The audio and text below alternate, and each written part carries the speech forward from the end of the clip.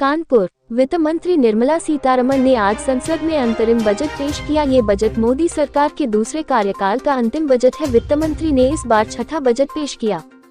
वही बजट को लेकर कानपुर के मचेन चेंबर ऑडिटोरियम में मचेन चेंबर कमेटियों ने बताया कि बजट आज वित्त मंत्री ने जारी किया, जिसमें कुछ खास नहीं रहा।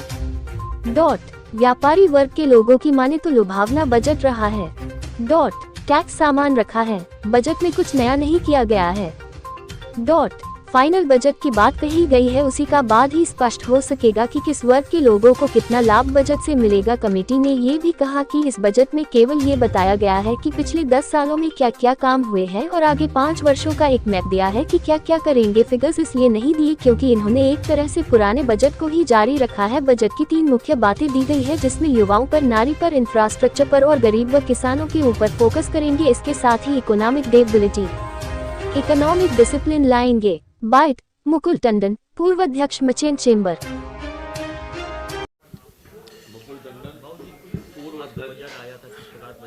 देखिए, बजट ये इंटरिम बजट था और ये एक्चुअली वोट ऑन अकाउंट था। तो वोट ऑन अकाउंट में कोई भी ऐसा मेजर नहीं लिया। इन्होंने सिर्फ ये बताया है कि पिछले 10 साल में क्या इन्होंने प्रोग्रेस रिपोर्ट एक तरह से दी है और आगे 5 साल का एक रोड मैप दिया कि आगे क्या क्या करेंगे अगले 5 साल में। फिगर्स इसलिए नहीं दिए क्योंकि उन्होंने पुराना बजट एक तरह से कंटिन्यू किया है। तो क्योंकि ये जुलाई में अपनी सरकार ने कहा सरकार इनकी आएगी और दोबारा प्रॉपर बजट पेश करेंगे, तो इसलिए उन्होंने कोई भी टैक्सेस वगैरह में किसी जगह कहीं भी उन्होंने चेंजेस नहीं किए हैं और उन्होंने चेंजेस नहीं करके पुराना बजट कंटिन्यू किया है। उन्होंने रोड मैप थोड़ा सा, इससे आइडिया होता है कि आगे क्या प्रोग्रेस होगा, बिकॉज डेवलपमेंट चल ही रहा है और रोड मैप चल रहा है। तो जैसे इंफ्रास्ट्रक्चर में उन्होंने कहा कि हम 11% की वृद्धि करेंगे, साथ साथ मकानों के 2 करोड़ मकान नए बनाएंगे।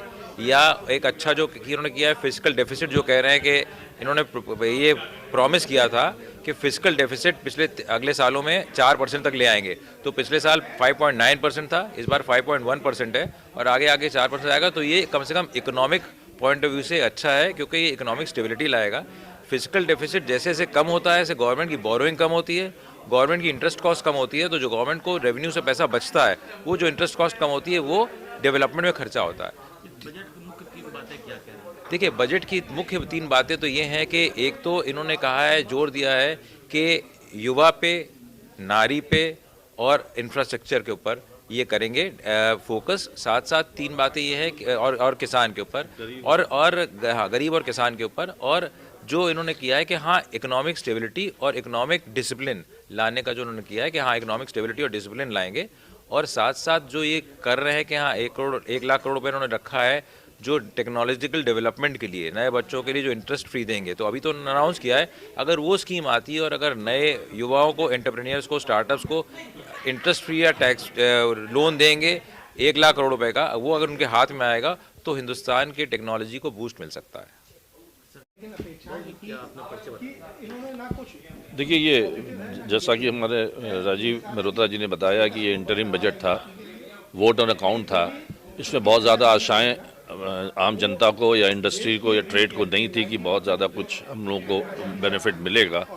इसमें नॉर्मली गवर्नमेंट ने अपना परफॉर्मेंस रिपोर्ट दी है पिछले 5 साल की और आगे के लिए फंड्स एलोकेशन के लिए बात की है और अपना विज़न बताया है कि हम जो भी आगे करेंगे गरीब, महिला, युवा और अन्नदाता के ध्यान में रखते हुए अपनी आगे की स्कीम्स लाएंगे।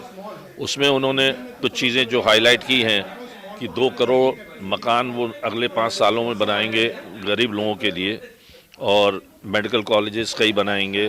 कम्प्रिहेंसिव प्रोग्राम डेयरी फार्मिंग के लिए उन्होंने सामने रखा है। 11,11,000 करोड़ का इंफ्रास्ट्रक्चर के लिए एलोकेशन फंड का।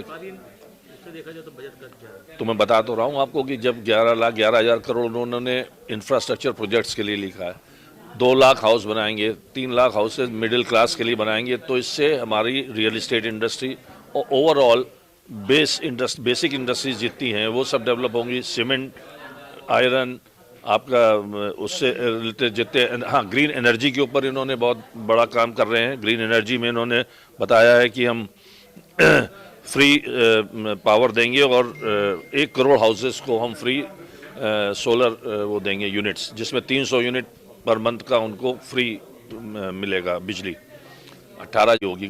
तो ओवरऑल जो ये डेवलपमेंट प्लान्स हैं गवर्नमेंट के, जो विज़न है उसको मद्देनज़र रखते हुए ग्रोथ सबकी होगी ओवरऑल। कोई हम स्पेसिफिक इंडस्ट्री को कहें, इंडस्ट्री ग्रोथ होगी रियल इस्टेट में, ये इंफ्रास्ट्रक्चर प्रोजेक्ट्स में, और बाकी इन जनरल ग्रोथ होगी। फिस्कल डेफिसिट कम की है 5.1% पे लाने की बात है 5.8 से, तो इससे फ़र्क पड़ेगा। प्लस जो अपनी जीडीपी है 7% की एक्सपेक्टेड, उससे इंडस्ट्री के ऊपर इम्पैक्ट आएगा। तो ओवरऑल इंडस्ट्री के लिए ठीक है, निगेटिव कुछ नहीं है इसमें। एमएसएमई क्षेत्र के लिए या किसी भी उद्योग के लिए बजट में चूंकि इंटरिम बजट है, कोई ना निगेटिव है ना पॉजिटिव है, लेकिन फिर भी उम्मीद तो नहीं थी, लेकिन हम लोग अपेक्षाएं कर रहे थे, विशेषकर एमएसएमई उद्योग, चूँकि देश का 90% से ज़्यादा उद्योग जो है एमएसएमई को ही से ही आता है। और कानपुर उत्तर प्रदेश में देखा जाए, कानपुर की तो रीढ़ की हड्डी है एमएसएमई। और एमएसएमई में एम और एस, माइक्रो और स्मॉल, मीडियम में तो थोड़ा फिर भी बड़े ये मजबूत हो जाते हैं, लेकिन माइक्रो और स्मॉल की सबसे बड़ी समस्या वर्किंग कैपिटल, कार्यशील पूंजी की होती है।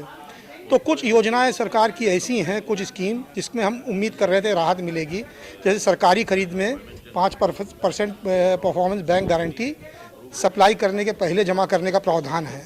तो ये काफ़ी मतलब considerable amount of working capital इसमें ब्लॉक होता है।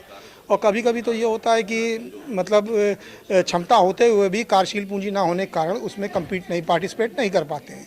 और जैसे जेम पोर्टल एक अच्छी स्कीम है, लेकिन 20 लाख से ऊपर के जो ऑर्डर्स होते हैं उसमें भी ऑर्डर इशू होते ही उसमें एक का स्लैब है, उसकी एक फ़ीस जमा करनी पड़ती है, और वो भी काफ़ी अच्छी कंसिडरेबल ज़्यादा होती है। तो ये वर्किंग कैपिटल ब्लॉक करती है। हम उम्मीद कर रहे थे कि इसमें कुछ राहत मिलेगी, लेकिन इसमें राहत नहीं मिली। उम्मीद करते हैं कि जो संपूर्ण बजट आएगा इसमें कुछ राहत मिलेगी। और दूसरी चीज़, जो लेबर लॉज हैं, लेबर लॉज को रिफाइनमेंट करने की बहुत ज़्यादा ज़रूरत है। अगर लेबर की छूट दे दें, 50 तक के हमारी उम्मीद ये थी, 50 जिसके यहाँ एम्प्लॉय हैं उनको लेबर लॉज से छूट दे दी जाए तो एम्प्लॉयमेंट जनरेशन इससे कम नहीं होगा बल्कि बढ़ेगा। क्योंकि जब लेबर लॉज इम्प्लीमेंट होते हैं किसी इंडस्ट्री के, उसके बहुत सारे कानून इम्प्लीमेंट हो जाते हैं जिसका सामना छोटी जो एमएसएमई उद्योग नहीं कर पाता है। तो मेरा ये है, तो कोई इसमें विशेष कोई राहत या कोई निगेटिव कोई ऐसी बात नहीं कही गई है। अब इनकी गवर्नमेंट की ज़रूर कोई लिमिटेशंस रही होंगी, 2000 के चुनाव है, सबको तो संतुष्ट नहीं किया जा सकता। एक प्रकार से इन्होंने अपना अनुदान पास कराया है, जिससे कि जो पूर्ण बजट आएगा उसमें उम्मीद करते हैं कुछ ना कुछ राहत जरूर मिलेगी। और सरकार, जैसे वित्त मंत्री ने इशारा भी किया, एमएसएमई को इतनी इस योग्य बनाना है कि अंतर्राष्ट्रीय प्रतिस्पर्धा का सामना कर सके, तो मंशा तो ठीक ही लगती है, लेकिन उम्मीद करते हैं आगे हम लोग को कुछ इसमें ज़रूर राहत मिलेगी। हम लोग संघर्ष कर रहे हैं। Sushil Sharma, chairman industry committee, merchant chamber.